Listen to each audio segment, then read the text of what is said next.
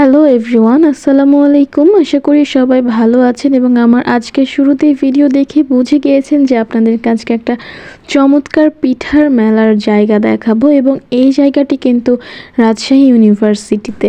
কয়েকদিন থেকেই প্ল্যান করছিলাম যে এই জায়গার পিঠাটা আসলে খাওয়া উচিত, কিন্তু আপনাদেরকে যে কথাটা শুরুতে জানাতে চাই যে আমি আসলে কোনো ফুড ব্লগার নই, তবে আমি অনেক জায়গায় যে খাবারগুলো খাই সেগুলোর একটু এক্সপিরিয়েন্স আপনাদের সাথে শুধু শেয়ার করতে চাই।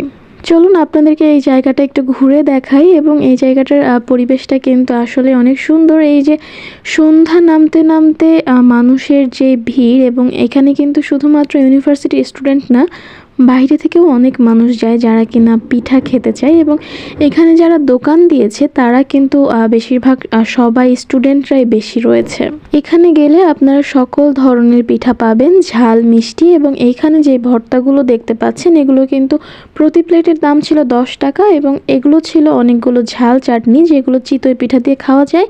সেই সাথে প্রত্যেকটি ভর্তার স্বাদ কিন্তু অসাধারণ ছিল এবং আমরা সাথে কিন্তু কিছু মিষ্টি পিঠাও অর্ডার করেছিলাম, যার প্রতি পিস ছিল 15 টাকা করে দাম। এই পিঠার স্বাদটাও অনেক টেস্টি ছিল। এর ভেতরে কিন্তু সুজির পুর দেয়া ছিল।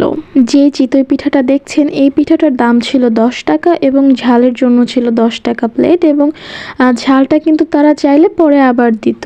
ঝাল না বলে আপনারা এটাকে চাটনি বলতে পারেন বা ভর্তাও বলতে পারেন। তবে আমি যেহেতু ঝাল কম খাই আমার আর ঝাল প্রয়োজন হয়নি, তবে আপনারা চাইলেই কিন্তু ঝালটা আবার নিতে পারবেন। তো আপনারা যারা পিঠা পছন্দ করেন তারা কিন্তু অবশ্যই ট্রাই করতে পারেন। আর আজকের ভিডিওটা কিন্তু এই পর্যন্তই। ভিডিওটি যদি আপনার ভালো লেগে থাকে অবশ্যই লাইক, কমেন্ট, সাবস্ক্রাইব করতে একদম ভুলবেন না।